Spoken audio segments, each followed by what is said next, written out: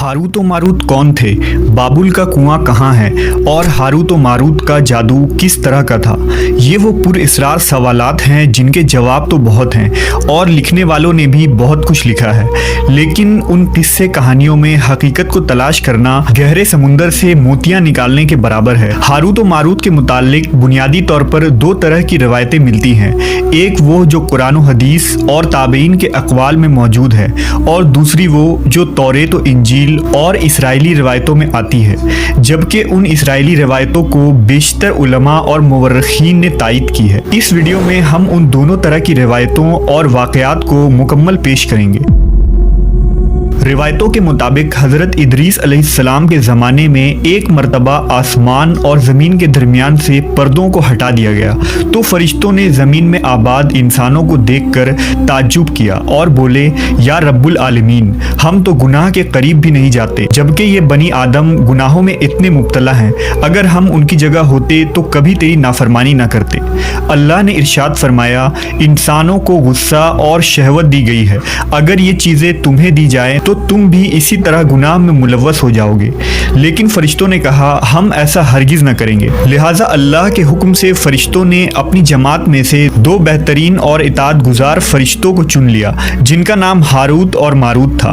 अल्लाह ने उन दो फरिश्तों में इंसानी फितरत और शहवत डालकर दुनिया में भेजा। वो शहर बाबुल में दो खूबसूरत इंसान बनकर आए और काजी के काम पर मुकर्रर हो गए, जहाँ वो लोगों के दरमियान फैसले किया करते थे।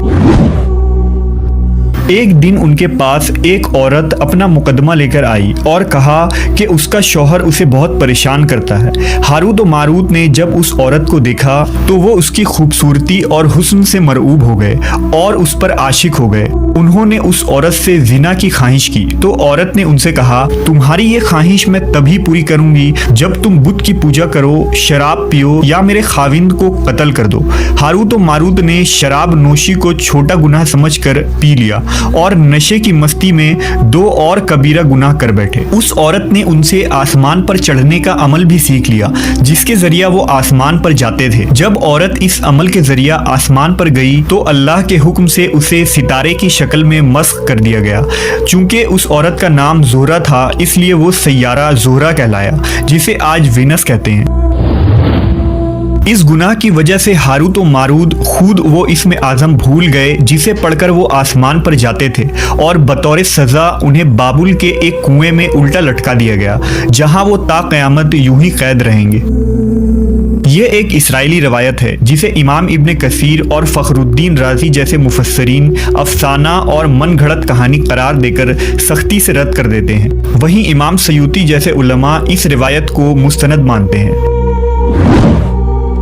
हारूत व मारूत और चाहे बाबुल के सिलसिले में एक और रिवायत कसरत से बयान की जाती है, जिसके मुताबिक एक ज़माना ऐसा था जब शहर बाबुल रुए ज़मीन पर तहजीब व तमद्दुन का मरकज़ था। यहाँ के लोग बातिल खुदा की परस्तिश किया करते थे। ये लोग अपनी किस्मत उनसे वाबस्ता समझते थे, इसलिए इल्म नजूम और इल्म फल्कियात में बड़े माहिर थे। उनके बुतकदों में सितारों की पूजा की जाती थी। ये लोग जादू, तंत्र मंत्र, सिफली को बहुत अहमियत देते और इस इल्म के जरिया मुआशरे में खूब फसाद फैलाते थे। ये लोग तिलिस्म, जादू, तंत्र मंत्र में बहुत आगे बढ़ गए। उनमें बड़े बड़े जादूगर मौजूद थे। उनकी तारीखी किताबों में जगह जगह जादू और तंत्र मंत्र ही नजर आता है। उनका जादू दूर दूर तक मशहूर था। मुख्तसर ये कि उस शहर का बाशिंदा होना ही जादूगर होने की अलामत थी।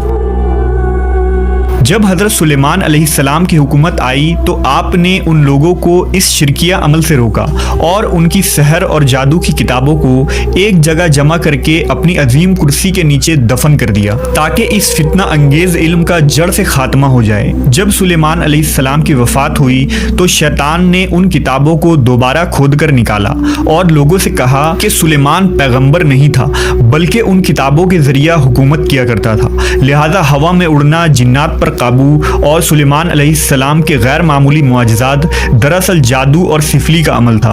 बनी इसराइल ने उसकी पैरवी की और उन किताबों को पढ़ना शुरू कर दिया। लिहाजा दोबारा ये शर अंगेज इल्म इस कौम में सुरायत कर गई। अल्लाह ने सुलेमान अलैहिस्सलाम पर लगाए गए इल्ज़ाम और तुहमत की नफ़ी करते हुए सूरह बकरा में फरमाया है, اور انہوں نے اس چیز کی پیروی کی جو شیطان سلیمان کی بادشاہت کے وقت پڑھتے تھے، اور سلیمان نے کفر نہیں کیا تھا لیکن شیطانوں نے ہی کفر کیا۔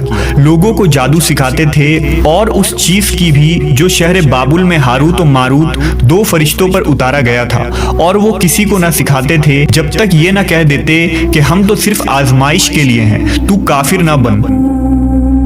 لہذا جب یہ سحر کا علم بابل میں عام ہو گیا اور لوگوں کی تکلیف اور پریشانی کا باعث بن گیا، تو اللہ نے دو فرشتوں کو انسانی صورت میں مامور کیا کہ وہ جادو کے عوامل اور اسے باطل کرنے کا طریقہ لوگوں کو سکھائیں تاکہ وہ جادوگروں کے فساد اور شر سے محفوظ رہ سکے۔ لیکن یہ تعلیمات غلط مقصد کے لیے بھی استعمال ہو سکتی تھی، حالانکہ وہ فرشتے لوگوں کو تنبیہ کرتے تھے اور ان کے لیے صراحتاً کہتے تھے کہ یہ تمہارے لیے ایک طرح کی آزمائش ہے، لیکن پھر بھی وہ لوگ ایسے کاموں میں پڑ گئے جو انسانوں کے لیے ضرر اور نقصان کا باعث تھا۔